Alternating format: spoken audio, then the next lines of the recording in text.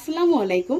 আজকে আমি আপনাদের দেখাবো জলপাইয়ের টক মিষ্টি আচার কিভাবে তৈরি করতে হয়। তো চলুন সম্পূর্ণ উপকরণটি দেখে আসি। এখানে আমি হাফ কেজি জলপাই নিয়ে নিয়েছি। ভালো করে পানি দিয়ে ধুয়ে সিদ্ধ বসায় দিয়েছি 10 মিনিটের জন্য। আমাদের জলপাইটা সিদ্ধ হয়ে গেছে। আপনারা কিভাবে বুঝবেন জলপাইটা সিদ্ধ হয়ে গেছে? প্রতিটা জলপাইয়ের গায়ে এভাবে ফেটে ফেটে যাবে, তাহলে বুঝবেন যে আমাদের জলপাইটা সিদ্ধ হয়ে গেছে। এখন আমি জলপাই থেকে পানিটা ঝরিয়ে নিব। এখন আমি চামিচের সাহায্যে এটাকে ভালো মতো থেতলে নিব।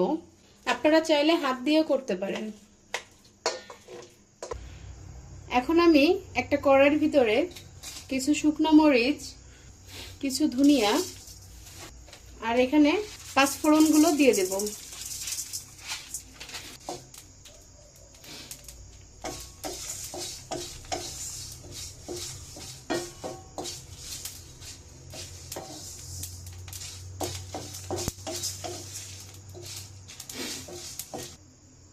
এখন আমি কড়াইতে কিছুটা সরিষার তেল দিয়ে দিলাম,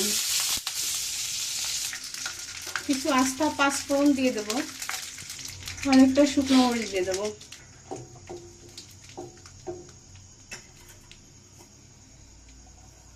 একটু রসুন বাটা দিয়ে দিচ্ছি।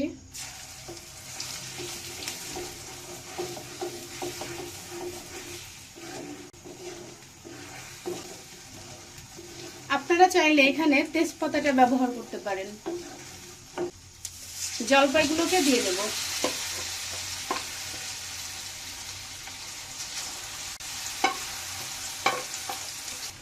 অবশ্যই চুলার জালটা লো আঁচে রাখতে হবে, না হলে পুড়ে যাবে আচারটা।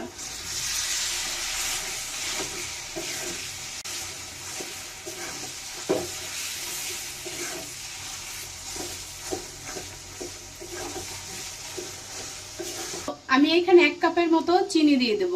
আপনারা যে যেরকম মিষ্টি খেতে পছন্দ করেন আপনারা সেই অনুযায়ী দিতে পারেন।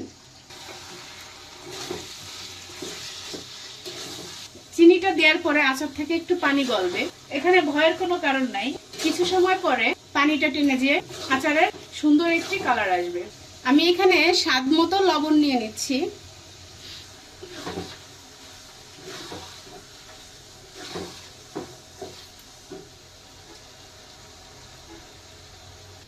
আমি এই মশলাটিকে এখন হামানদিস্তায় গুঁড়ি করে নিব। আপনারা চাইলে পাটাতেও বা ব্লেন্ডারেও গুঁড়ি করতে পারেন। আমি আচারটি বেশি দিন সংরক্ষণের জন্য এখানে আমি হোয়াইট ভিনেগারটি ব্যবহার করতেছি। আপনারা হোয়াইট ভিনেগারটা ব্যবহার করলে এই আচারটা প্রায় 1 বছর বাসায় রেখে খেতে পারবেন।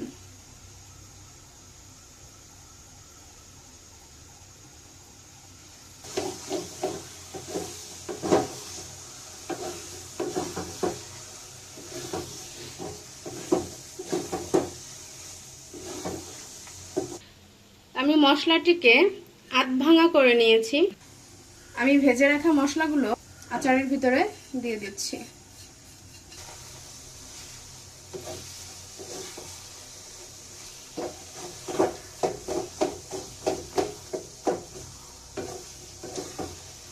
এখন এটাই মনে হচ্ছে তেল নাই, কিন্তু আচারটা যখন হয়ে যাবে তখন এটা থেকে অনেক তেল বের হবে।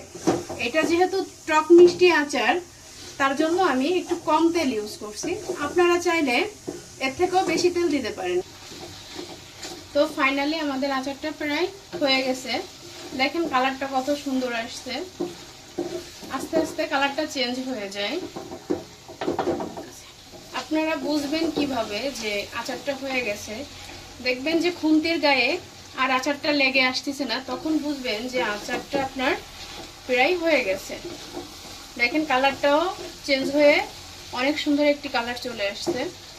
তো ফাইনালি আমাদের টক মিষ্টি জলপাইয়ের আচারটি তৈরি হয়ে গেছে। আপনারা এই শীতের সিজনে অনেক জলপাই পাওয়া যায়, অবশ্যই এইটি ট্রাই করে দেখতে পারেন। তো সবাই ভালো থাকবেন, সুস্থ থাকবেন। আসসালামু আলাইকুম।